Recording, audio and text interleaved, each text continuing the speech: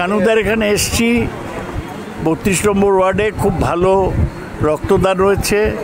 133 আমি যখন দেখেছি তখনই ছিল, আরও বেড়ে গেছে। এটা খুব মহৎ প্রচেষ্টা। তার সঙ্গে চক্ষু পরীক্ষা হয়েছে। এই সব কাজগুলোর জন্যই আমি কানুকে অভিনন্দন জানাই। বলবো যে দাদা, যে মাসের 1 তারিখ দুর্গাপুজোর কাউন্টডাউন শুরু, তো কি বলবে দুর্গাপুজো নিয়ে শুভেচ্ছা বার্তা সাধারণ মানুষের জন্য? সাধারণ মানুষের পাশে আমরা ছিলাম, আছি, থাকবো। দুর্গাপুজো তো আমরাই করি, আর দুর্গাপুজোয় তো আমাদের মুখ্যমন্ত্রী সাহায্য করে। ভালো হবে দুর্গাপুজো। রেডি। বলবো যে গোপালদা, কেমন আছো বলো? খুব ভালো নয়। বলবো যে একদিকে তো রাজনৈতিক পরিস্থিতি উত্তাল, আর তার মধ্যে সামনেই পুজো, কি বলবে এই পরিস্থিতিটাকে? পরিস্থিতি ঘটে, পরিস্থিতি আবার সাধারণভাবে স্বাভাবিক হয়ে যায়। কিন্তু এখন যে পরিস্থিতিটা চলছে, এই পরিস্থিতিটা ওই যে রাত দখল, রাস্তা দখল, অমুক দখল, সেমুক দখল, এটা না করে আমার মনে হয় ঘরে বসে প্রেয়ার করুন। সারা মানুষ জেনে যাচ্ছে এখন আর দখল করে লাভ নেই। কী করে এই নোংরা কাজকে দখল করতে পারবেন আর আটকাতে পারবেন সেটা ভাবুন। ভালো আছি। বলবো যে আজকে তো তোমার উদ্যোগে রক্তদান শিবির, তার সঙ্গে চক্ষু পরীক্ষা শিবির, তার সঙ্গে একাধিক প্রকল্প আজকে তুমি করলে। আজকে কতজন রক্তদানে অংশগ্রহণ করেছিল? 133 জন রক্তদাতা রক্ত দিয়েছে। আমাদের টার্গেট ছিল 150, কিন্তু এনআরএস সময় অভাবে তারা নিতে পারেনি বাদবাকিটা, নাহলে 150 হতো। কিন্তু আমার উদ্যোগ না, উদ্যোগটা হচ্ছে 32 নম্বর ওয়ার্ডের সমস্ত কর্মীদের, তৃণমূল কর্মীদের উদ্যোগ। আজকে তো আবার বিকেলবেলাও তোমাদের একটা ধর্ণা মঞ্চ আছে আরজি করকে নিয়ে, কি মানে কি করবে সেখানে? প্রোটেস্ট কি আরজি করকে নিয়েই তো করবে? না, আমাদের হচ্ছে কি, এটা হচ্ছে আমি যেহেতু মানে প্রতি বছরই আমার একটা রক্তদান শিবিরের পরে সাংস্কৃতিক সন্ধ্যার আয়োজন করা থাকে।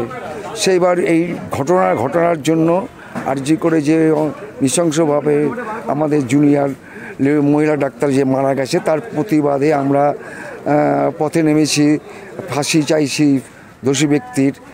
তার জন্য আজকে আমরা সেই প্রোগ্রামটা ক্যান্সেল করেছি। সেই জায়গাটা, এই মঞ্চটাতে আমরা তৃণমূল মঞ্চতে আমরা এখানে মোমবাতি জ্বালিয়ে তার আত্মার শান্তি কামনা করব, সমবেদনা জানাবো তার পরিবারবর্গকে, এবং আমরা বিচার যত তাড়াতাড়ি সম্ভব করার জন্য আমরা আবেদন করব তৃণমূল কংগ্রেসের পক্ষ থেকে, 32 নম্বর ওয়ার্ডের সমস্ত নাগরিকের পক্ষ থেকে, যে দোষী ব্যক্তির সাজা হোক এবং ফাঁসি হোক। সামনেই পুজোর জন্য কি মানুষকে শুভেচ্ছা বার্তা দেবে তুমি? শুভেচ্ছা বার্তা যে মাননীয় মমতা বন্দ্যোপাধ্যায় শারদীয় দুর্গা উৎসব উপলক্ষে প্রতি বছরই এটা দেয় একটা অনুদান হিসাবে। এবার সেটা হচ্ছে 85,000 টাকা অনুদান দিচ্ছে। এটা অনেক বাড়তি পাওনা আমাদের কাছে। তার মধ্যে একটা ঘটনা ঘটার জন্য আমরা একটুখানি ব্যাকফুটে আসি, পিছিয়ে গেছি। কিন্তু আমি সাধারণ মানুষের কাছে আবেদন করব, এবং যে দল দুটো, বিশেষ করে সিপিএম এবং বিজেপি যেভাবে পথে নেমেছে এবং এইটাকে কেন্দ্র করে ডাক্তারের নৃশংস হত্যাকে কেন্দ্র করে রাজনীতি ফয়দা তুলছে, এইটার বিরুদ্ধে আমরা সোচ্চার হব। এবং আগামী দিনগুলোতে ডাক্তারদের কাছে আমাদের আবেদন থাকবে, যারা পরিষেবাতে আসুক, পরিষেবা দিক, এবং নিরীহ দুস্থ যারা একেবারে টাকা পয়সা নিয়ে অভাবে ভুগছে, সেই সমস্ত রুগীদের যাতে চিকিৎসা হয় হাসপাতালের মধ্যে দিয়ে, সেটা করতে হবে। আর পুজোর জন্য সবার কাছে অনুরোধ রাখবো, একটা সমস্ত দলের কাছে আমাদের অনুরোধ, রাজনীতি আমরা করি ঠিকই, কিন্তু আজকে শারদীয় দুর্গা উৎসব পশ্চিমবাংলার একটা বাঙালিদের কাছে সবচেয়ে বড় উৎসব। সেখানে নানা রকম বিজনেস করা থেকে শুরু করে, হকার্স থেকে শুরু করে যারা দোকানদার আছে, তারা কিন্তু এই একটা মাস তারা কিন্তু যা কামানের তারা ইনকাম করে, তাদের রুজিটাই এখান থেকে আসে।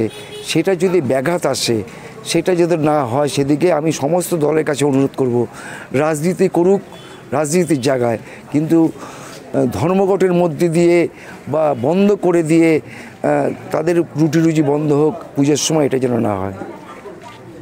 সবাইকে ধন্যবাদ জানাচ্ছি। সবাই ভালো থাকুন, সুস্থ থাকুন। যারা রক্ত দিয়েছে তাদেরকে আমার তরফ থেকে ধন্যবাদ। তারা যদি রক্ত না দিত তাহলে এত বড় একটা অনুষ্ঠান হতে পারত না। এই 133 জনকে আমি ধন্যবাদ জানাচ্ছি। ভালো থাকুন। আমি আছি সবসময় সবার পাশে। দিদির নির্দেশ অনুসারে আমরা সব সময় মানুষের পাশে থাকি, দিন রাত 24 ঘন্টা। ভালো থাকুন, নমস্কার।